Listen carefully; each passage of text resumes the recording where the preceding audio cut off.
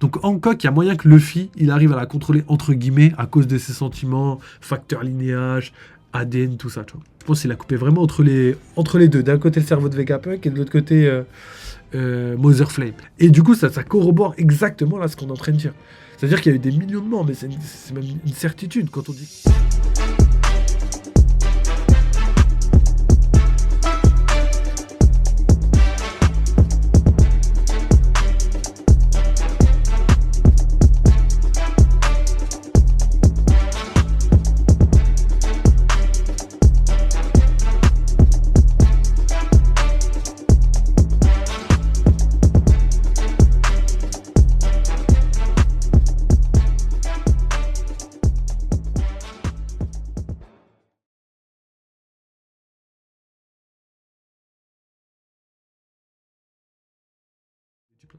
Donc on continue. On a Venujuro qui coupe Punk Record en deux avec un slash massif et libère les Séraphins. Donc là les gars, ça va être compliqué. Là les gars, ça va être compliqué de ouf. Parce que tout le monde connaît le niveau d'autorité et on sait qu'au-dessus des Gorosei, il n'y a personne à part Bonnie. Mais ça marche que pour les clones de Kuma. Donc peut-être que le Séraphin de Kuma sera du côté de Bonnie, mais c'est pas sûr. Wesh. Mon chat, il est en train de faire n'importe quoi. Il veut renverser la plante. Et du coup, moi déjà, ça montre un petit peu le level colossal de Venujuro, gros. Ça m'éclate de voir ça. Ça m'éclate de voir ça. C'est d'ailleurs pour ça que j'ai mis cette image-là derrière, parce qu'elle représente exactement l'impression que je vois, tu vois. Donc là, comme dit Tonton Bar, le bordel. Vous voyez, effectivement, c'est le bordel. Pourquoi, les gars? Parce que, en fait, si les Séraphins sont libérés, ça veut dire qu'il y a une puissance supplémentaire avec les Gorosei. On n'en avait pas besoin. Enfin, ils en avaient pas besoin. Les Gorosei, ils arrivaient à s'en sortir très très bien sans Séraphins. Et là, on va avoir tous les Séraphins du côté. Donc là, on a qui Mihawk, on a Hancock. Donc Hancock, il y a moyen que Luffy, il arrive à la contrôler entre guillemets à cause de ses sentiments, facteur linéage, ADN, tout ça, tu vois. Donc il y a moyen qu'il arrive à la contrôler. Quand je dis contrôler, c'est juste qu'il lui dit non, n'attaque pas mes amis, et bam, elle s'arrête, tu vois, en mode ah, j'arrive pas à l'attaquer et tout, tu vois. Donc à voir. Et Kuma, je pense que Bonnie, elle arrivera à l'arrêter. Donc on a Kuma, Bonnie, enfin, et Luffy et Hancock. Et après, il nous reste qui? Mihawk. Mihawk, gros, lui, déjà, il est hyper dangereux, gros, il a coupé l'île en deux, là. Gros, là, c'est tendu. Lui, il est vraiment très, très fort. Après, ils ont un point faible, donc c'est les granites marins. Mais sinon, à part ça, j'ai l'impression qu'ils sont invincibles. En tout cas, c'est l'impression qu'ils ont donnée, et c'est ce qu'ils ont dit au début de l'arc. Je sais pas si vous vous souvenez. Zoro a dit, en fait, avec ses ailes, il faut que la flamme soit éteinte pour que la personne soit vulnérable. Et le délire, c'est que Zoro a dit que mais je n'ai pas réussi à voir sa flamme s'éteindre. Et le seul moyen de les arrêter, du coup, c'était le pistobule. Donc c'est peut-être à ce moment-là que Lilith va avoir de l'intérêt. Parce qu'en vrai, depuis le début, elle veut se taper avec tout le monde, mais elle se fait soulever par tout le monde. Et là, elle a un pistobule. Je crois que c'est la seule qui a un pistobule. Du coup, avec son pistolet laser, je pense qu'elle peut enfermer les Séraphins de nouveau, même si ça va être potentiellement compliqué, on ne sait pas encore. Sachant que tous les pacifistas sont éteints, il n'y a plus personne qui peut utiliser le pistobule à part elle. Donc là, Lilith, elle va avoir un rôle décisif à jouer. Ensuite, le Punk Record est coupé. Ça veut dire que Mother Flame, je sais pas, je pense qu'elle est en un seul état. Je pense, si je me trompe pas, elle est en... Ouais, je pense qu'elle est encore debout, sinon ce serait bizarre qu'elle soit détruite, tu vois. Le cerveau de Vegapunk, pareil, je pense qu'il a coupé vraiment entre les deux. D'un côté le cerveau de Vegapunk et de l'autre côté Mother Flame. Mais oubliez pas, il y a les bombes de destruction, là. Vous voyez les bombes, là. Quand York parlait du laboratoire, elle avait dit qu'il y avait plusieurs chambres. Qu'il y avait la centrale c'est Mother Flame, qu'il y avait le cerveau de Vegapunk, donc le Punk Record, tu vois. Et qu'il y avait aussi... une salle d'armes, tu vois, où il y a énormément d'explosifs, etc. Donc si elle a cité ça, si Oda la place dans le manga, croyez-moi les gars, ça va être utilisé. Donc gardez ça bien en tête, parce que je sais pas si là ça va exploser maintenant, ce qui m'étonnerait. Je pense que ça va avoir un impact après, sachant que c'est coupé en deux, il y a moyen que ça tombe en bas, et qu'en bas en fait il y a les Tenryubito, et qu'au final ça permette aux Mugiwara de s'enfuir pendant que les Tenryubito sont en train de se régénérer. Donc je pense que c'est pas impossible. Donc voilà. Ensuite, Venujiro, faut se rappeler qu'en plus d'être à côté du navire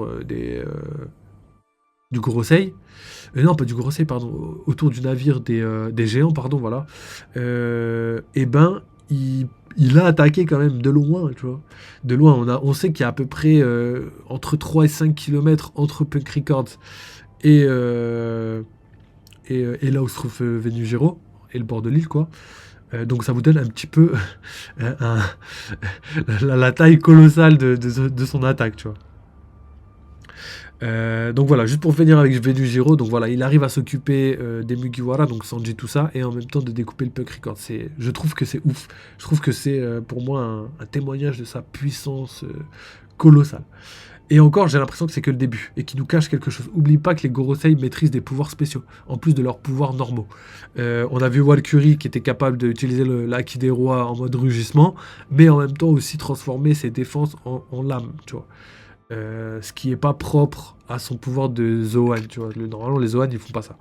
Donc, vous captez qu'il y a encore des pouvoirs secrets du Gorosei. Je pense qu'ils en ont, je dirais pas une infinité, mais ils en ont beaucoup. Donc, on continue, les gars. Vegapunk dit que la défaite de Joy Boy a marqué la fin du siècle oublié. Donc là, c'est pareil, théorie validée, mais c'est une théorie, je pense que tout le monde avait, tu vois. Je pense que vous étiez au courant, de ça, que c'était un peu logique que le siècle oublié s'est terminé là où Joy Boy est mort. En gros, ils ont voulu effacer toute trace de Joy Boy et de tout ce qu'il a pu faire et proposer pour le monde. Et eux, ils ont commencé l'an zéro, j'ai envie de dire, à partir de cette époque-là.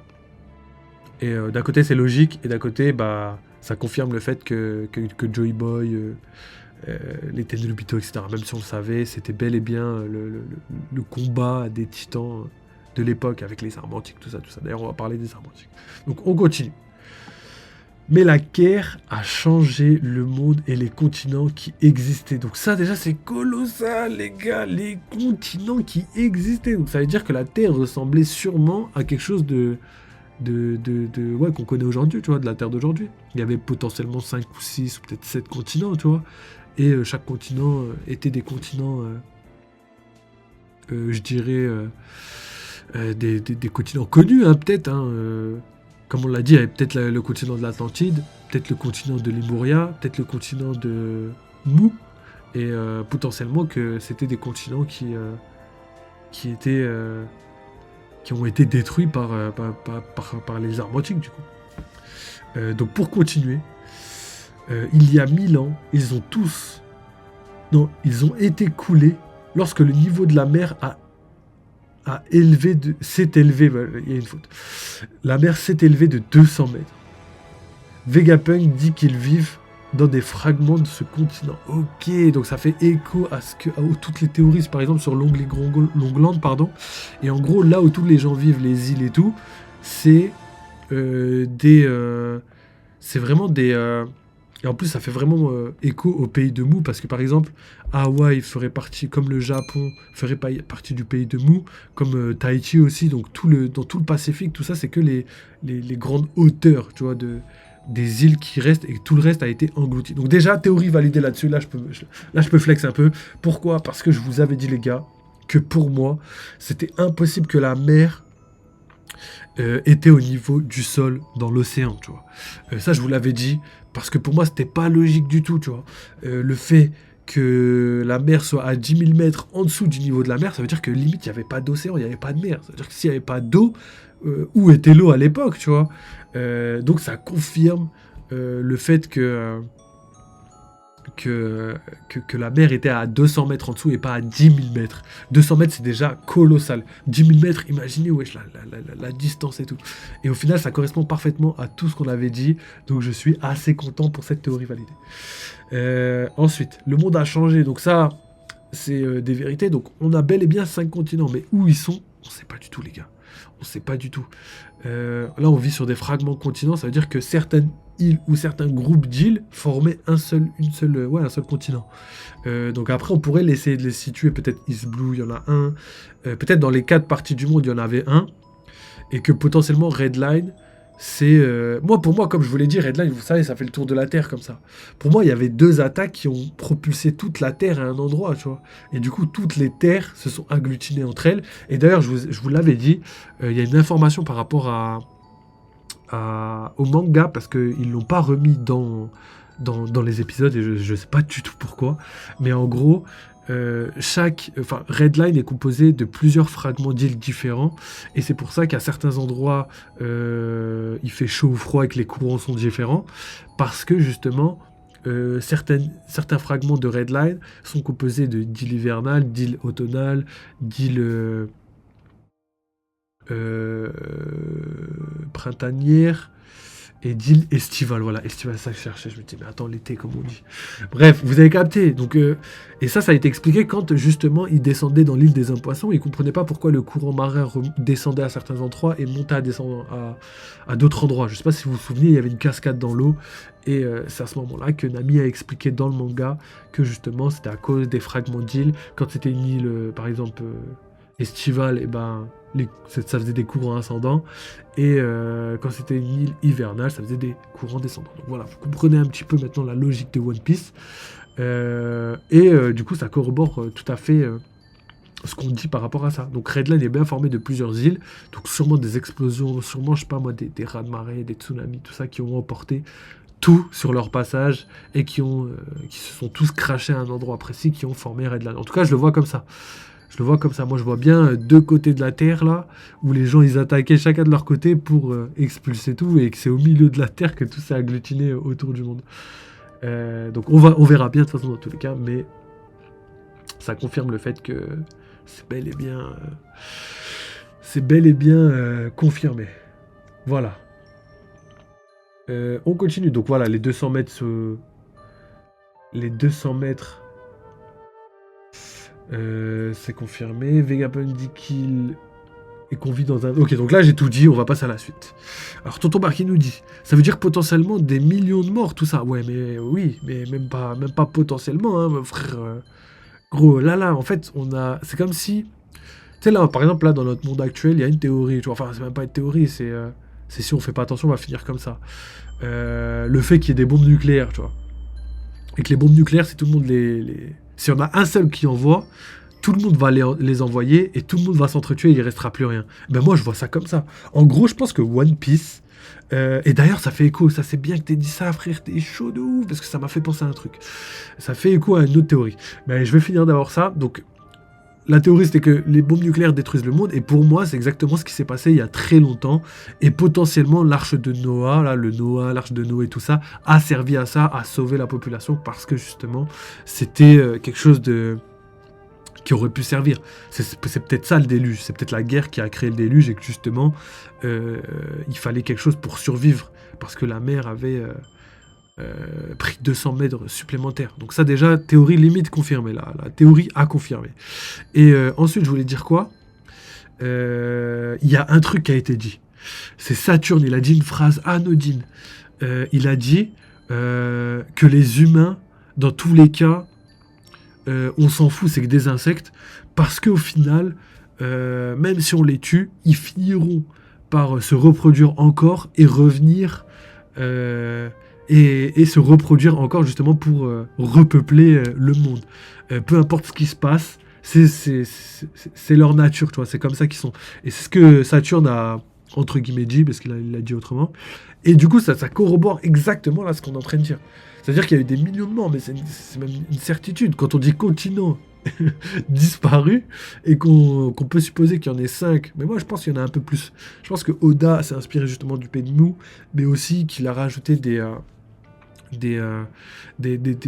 continents cachés comme l'Atlantide et comme les Muria. Tout ça pour moi c'est les mêmes théories, tu vois. Et là c'est trop lourd parce que justement je pense qu'il y avait 5 continents, et il y avait aussi les continents cachés avec des peuples avancés technologiquement, pardon, et que c'était l'ancien royaume sûrement qui n'était pas une île mais qui était sûrement un continent. Donc potentiellement l'Atlantide, potentiellement le pays de Mou, ou peut-être les Muria, je sais pas les gars, mais en tout cas c'est lourd de ouf. J'adore la direction que prend One Piece. Là, c'est vraiment cool, ça, j'adore. En tout cas, voilà. On a fini avec cette phrase. Totobar qui nous dit... Alors que des élus sur l'arche ou des randoms, tu crois? Je pense dans tous les cas qu'il y a eu des randoms. En tout cas, après ça dépend. Si c'était dirigé par Poséidon et par Joey Boy, je pense que sur l'arche, c'était des randoms, tout le monde, tu vois. C'était le maximum de personnes, tu vois. Si c'était, admettons, le Noah était utilisé à mauvais escient, par exemple par les Tenryubito, là par contre, t'as raison. C'était que les élus, hein. C'était que l'élite. Que l'élite qui partait, tu vois. Mais pour moi, il y a des randoms, parce qu'il y a des randoms dans... Enfin, sinon, les Tenryubito n'auraient pas sauvé les humains. Et du coup, comme je disais par rapport à Saturne, je pense que lui par exemple, jamais il aurait sauvé des humains. Genre. Et dans sa phrase, on entendait qu'ils avaient quand même survécu, on pouvait sous-entendre qu'ils avaient survécu à ça, et au final avaient réussi à repeupler la planète. Donc, à voir, à voir. Hein. Et il y a même une autre théorie que je vous avais dit, comme quoi potentiellement les humains, entre guillemets, auraient été créés, entre guillemets, pareil, par les Tenryubito, ou en tout cas les ancêtres des Tenryubito, pour justement les servir. Tu vois, on connaît des théories IRL qui existent comme ça. Pour les servir justement, et qu'au final c'est pour ça qu'on les considère comme des insectes, parce que c'est leur propre création. Donc là, pareil, tu vois, ça pourrait faire écho. Alors, pas mal la citation de Saturne, en effet, c'est pas par hasard. Ouais, voilà, t'as capté. Moi, je pense que s'il a dit ça, pour nous, c'était anodin il y a pas très longtemps. Mais maintenant, avec les informations que t'as dit là, eh ben, ça me fait penser que justement, ça doit pas être pour rien. Justement, ça doit être justement la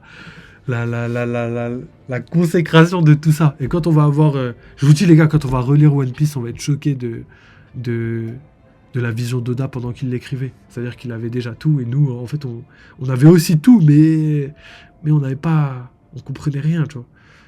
Et c'est déjà vrai, parce que moi, j'ai recommencé One Piece, et il y a trop de trucs, je me dis, ah ouais, mais en fait, il l'avait dit dès le début, tu vois. Enfin, peu importe. On continue.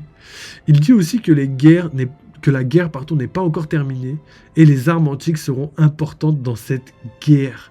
Ok, donc en gros, la guerre, c'est une guerre de 800 ans. La guerre s'est jamais arrêtée.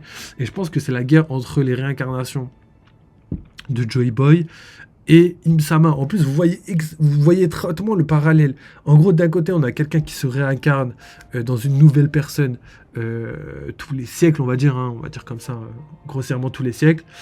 Même si c'est pas vraiment vrai, hein, mais c'est même moins qu'un siècle. Hein. Et aussi, on a de l'autre côté quelqu'un qui a traversé tous ces siècles sans mourir, tu vois. Donc on a vraiment un parallèle entre les deux. L'immortalité, le mal, les démons, tout ça d'un côté. Et de l'autre côté, la liberté, la réincarnation, la transmission de la volonté, tu vois. Donc les bonnes choses d'un côté, les mauvaises choses de l'autre. Et je pense que ça, c'est quelque chose que Oda a fait exprès pour justement... les contrats, ouais, comme une métaphore, quoi. Et pour terminer, donc la guerre est pas finie, les gars.